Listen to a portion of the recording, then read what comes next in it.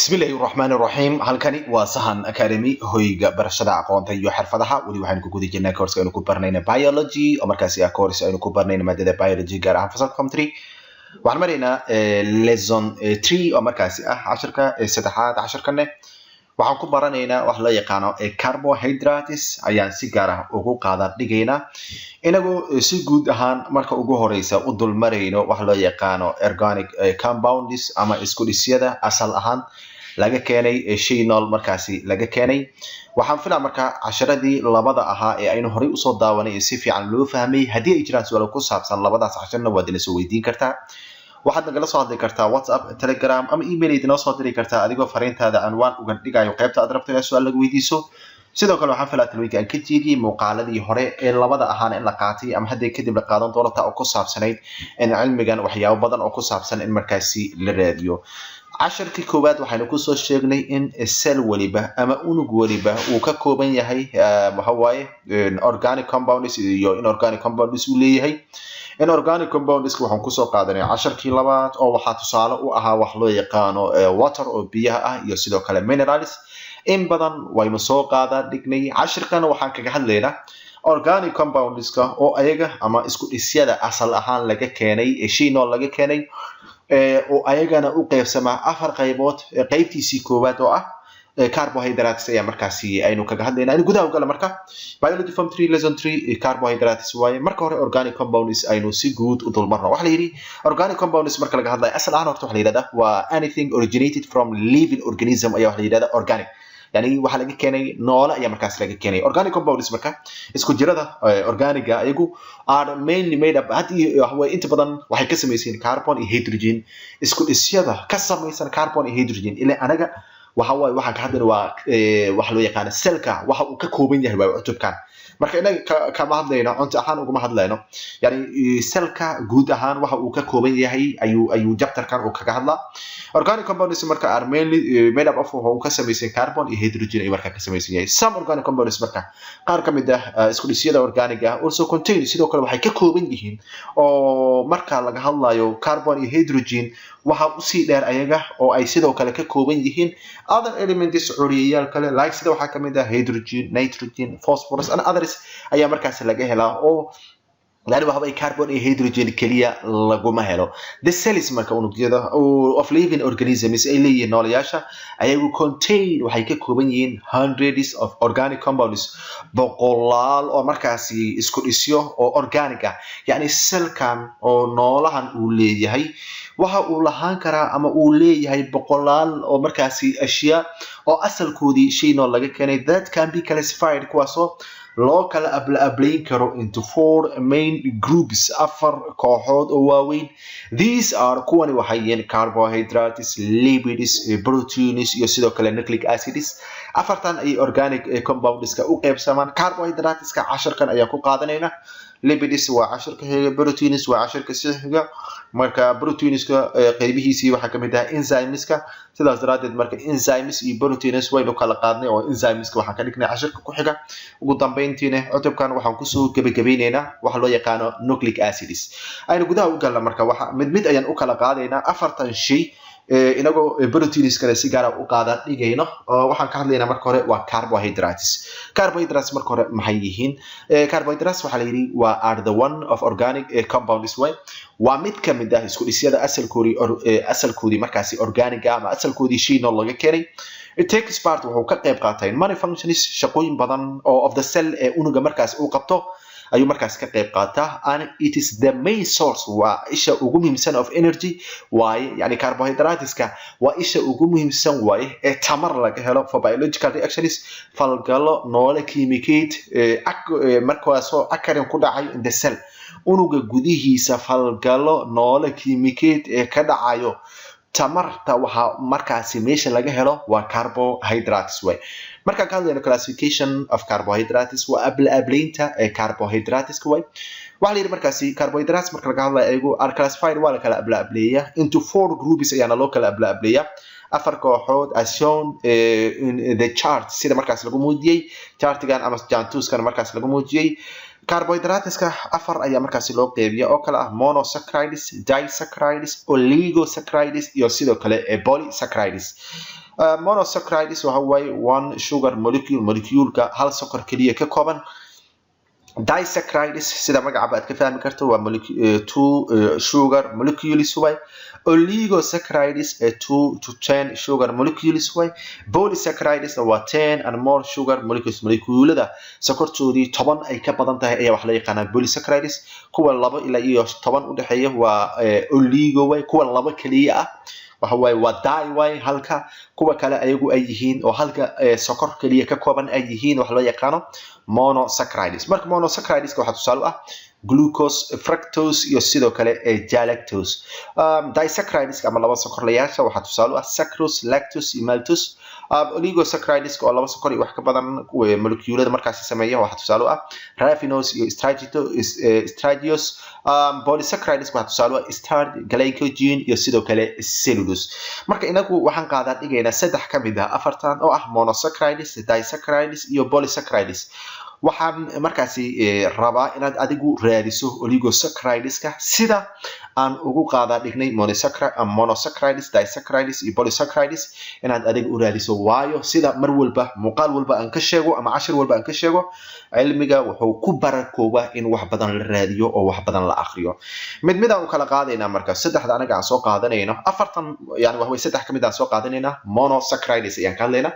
monosaccharideska waan soo sheegnay oo kuwa halka sokor kaliya markaasi leh way waxa la yiri markaasi these are kuwan waxa yiri waa simple compounds way waa isku dhisyo markaasi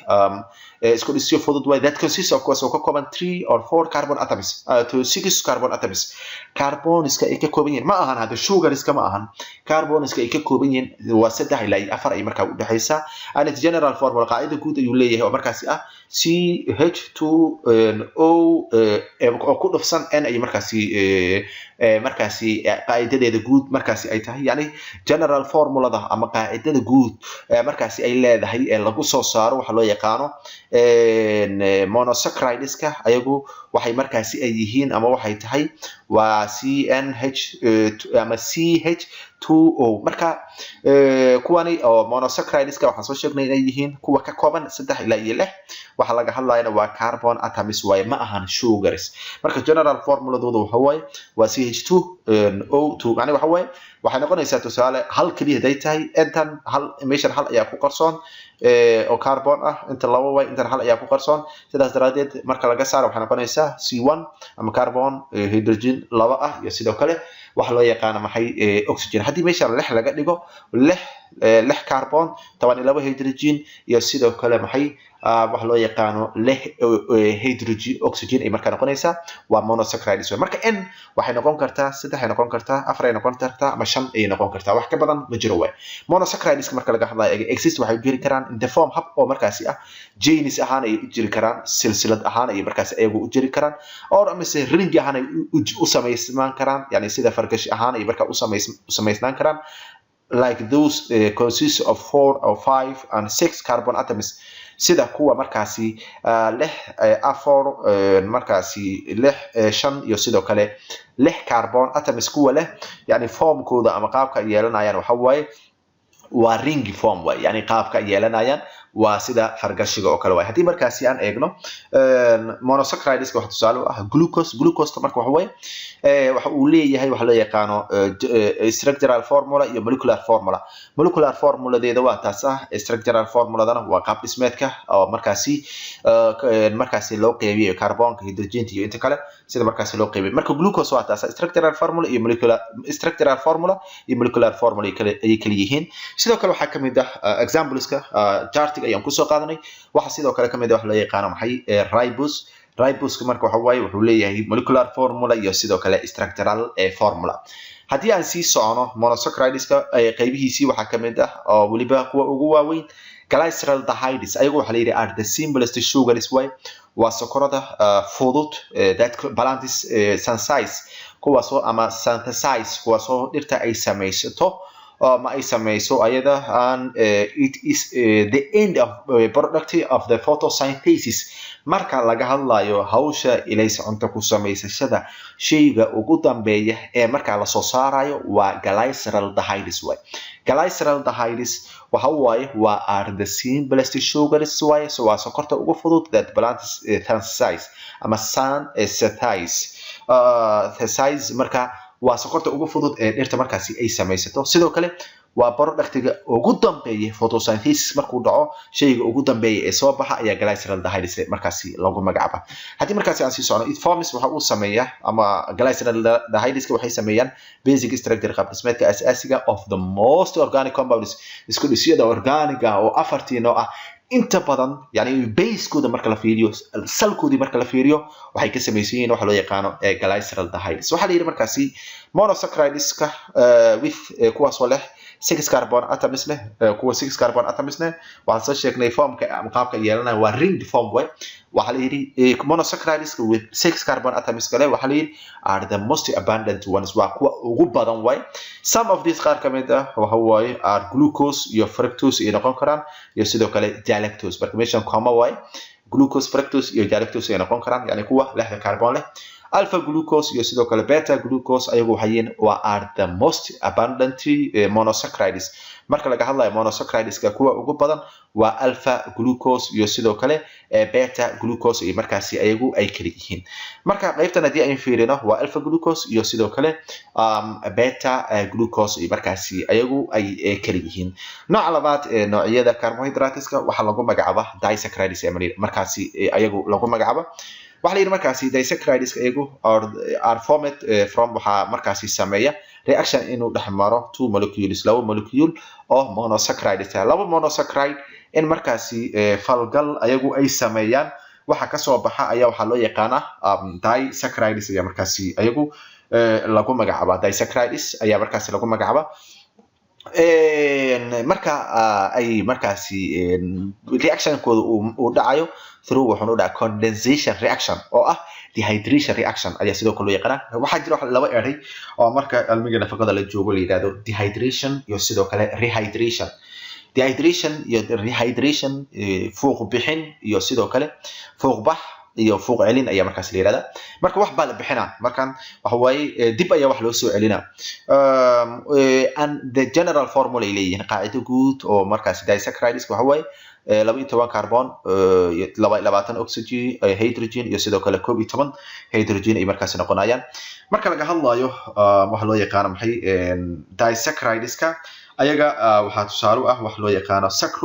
sucrose waa in badan waan ka soo hadalnay waxa sidoo kale waxa loo yaqaan wax loo yaqaan maxay table sugars ayaa markaasi ayagu lagu magacaaba ayagu marka laga hadlayo waxay ka samaysan yihiin molecule iyo wax loo yaqaan glucose iyo sidoo kale fructose marka isku tagaan labadaas molecule ama labadaas sokor oo monosaccharideska ilaa waxaan soo sheegnay two molecules oo monosaccharideska markay reaction ay sameeyaan waxa soo baxaya waxa loo yaqaan disaccharides exampleskeeda waxa kamid ah sucrose marka waxa way waa glucose iyo sidoo kale waxa loo yaqaan fructose ayaa waxay sameeyeen waxa loo yaqaan maxay reaction ay sameeyeen waxa ka soo dhasha ama nooca sokorta ee ka dhalata ayaa waxa lagu magacaabaa maxay waxa loo yaqaan maxay sucrose sidoo kale exampleskeeda waxa kamid ah ama noocyada disaccharides waxa kamid ah maltose iyada marka laga hadlayo oo waa laba glucose oo markaasi molecule oo glucose ay la glucose waa monosaccharides way laba monosaccharide oo falgal sameeyay waxay sameeyaan waxa loo yaqaan disaccharides marka maltose waxa way two glucose ayaa markaasi reaction sameeyay maltose ay soo saareen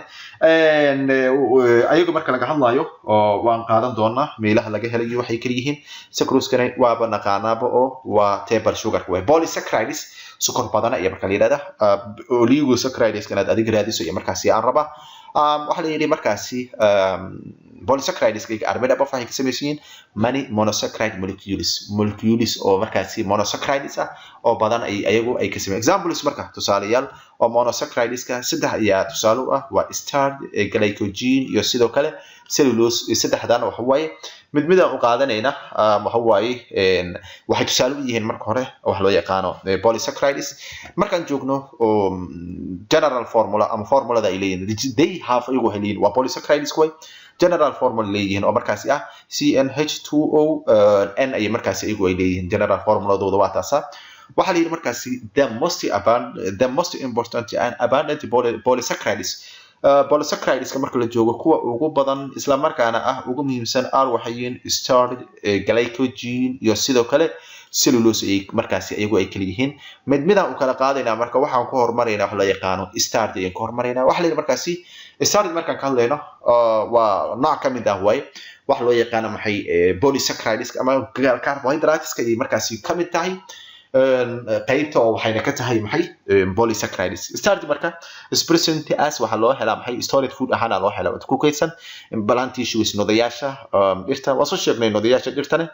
biology-ga fasalka form 2 ayaan markaa ku soo qaadanay is formed by waxa sameys maxay the condensation of large number of monosaccharides badan inay isku tagaan waxa ka soo baxaya waxa la yaqaan starch ayaa markaa leedahay it exists in wuxuu u jiri karaa two types ayuu u jiri karaa oo ah amylose iyo sidoo kale amylobactin iyo sidoo kale kuwa kale badan ayuu markaa u jiri karaa laakiin labadan ayaa ah kuwa markaas ugu caansan plants markaa dhirta that are rich in starch kuwa soo ay ka buuxda nooca sokorta ee kuwani ah oo starchiga waxa weeye maize wheat potato and rice bariiska galleyda digirta baradhada intuba wax markaasi ka buuxa nooca sokorta ee loo yaqaano starch these plants marka kuwani oo maize-ka wheat-ka galleyda digirta ama qamadiga ama hareenka hadba waxaad u taqaanid wax loo yaqaan baradhada ama batatiga iyo bariiska intuba ayagu are grown waa la koriyaa sababtu waxay tahay waxa ahaan loo koriyaa maxay sources of food cunto yani il cunto laga helo ahaan ayaa markaasi loo beeraa oo loo koriyaa nooca labaad ee markaasi noocyada polysaccharides waxa kamid ah glycogen waxa la yiraahdaa present as waxa loo helaa stored carbohydrates lagu kaydiyay in the liver waxa waaye beerka and muscles iyo marka beer iyo sidoo kale muscle ya iskale animal iskale marka starchiga dhirta ayaa laga helaa ama laakiin glycogenka ayagu waxa laga helaa animalska laga helaa marka ayaga waxa loo helaa carbohydrates oo stored ah lagu kaydin inta lagu kaydina marka kuwani oo glycogenka wax lagu kaydiyaa maxay liverka iyo sidoo kale muscleska marka lagu kaydiyo glycogen marka is synthesized waxa laga sameeyaa maxay from more molecules ee marka laga sameeyo which is up to kuwaas oo ka badan waxa loo yaqaan 30,000 molecules 30,000 oo markaas molecule kuwa ka badan ayaa markaas laga sameeyaa ugu dambeeya waxa la yiraahdaa cellulose marka la yiraahdaa it exists as wuxuu u jiraa maxay components waxa laga helaa components yani qaybaha uu ka kooban cell wall-ka ay leedahay plants marka polysaccharides laba kamid ah plants laga helaa oo cellulose iyo sidoo kale starchiga ah ama glycogen kaliya ayaa markaas animals laga helaa it is made up of wuxuu ka samaysan yahay more molecules badan oo monosaccharides ah oo yani 10 iyo wax ka badan ah which is about kaas qiyaastii 10,000 molecules markaas gaarayo cellulose marka ka hadlayna gives wuxuu siiyaa plant cells unugyada dhirta wuxuu siiyaa it is definite shape qaabka rasmiga ah ee ay yeelanayso yani cellka oo plantiga waxa siiya waxa loo yaqaan cellulose waxaan filayaa markan casharka wax badan laga fahmay markana waa exercise leeyahay ama weydiin mas'aashkooda waxa organic compounds marka laga hadlayo made up of what maxay ka sameeyeen how many organic compounds that the living organism contain imisa oo isku dhisyo oo organic ah noolaha uu ka kooban yahay which is the simplest organic compound waa ka midka ugu yar carbohydrates way carbohydrates marka laga hadlayo ayaga are classified wal kala blab to what maxaa loo kala blaabliya so iskale shanaad waxa la yiri what's the general formula of monosaccharides waa maxay general formulada monosaccharides kay leeyihiin so iskale lixaad waxa la yiri name waxad magacawda the simplest sugars that plants synthesize sokorta ugu fudud ee dhirta markaasi ay samaysato so iskale toddobaad waxa la yiri what are called waxa la yiraahdaa the sugars sokorta that formed from kuwaas oo ka samaysma maxay reaction dhexmara two molecules oo monosaccharides ka ah sokorta ka samaysanta maxaa markaasi lagu magacaabo so ay sideedaad ugu dambeysana waxa la yiri give waxaad keentaa ama sheegta three examples of polysaccharides ah sheeg ayaa markaasi la yiri waxaan filayaa markan casharkan si fiican loo fahmay inta aynu ku soo gabagabeynayna casharkeena inta aynu ku kulmi doono casharkan xigana waxaan idinkaga tagaynaa sida nabadiino wassalaamu calaykum wa rahmatullaahi wa barakaatuh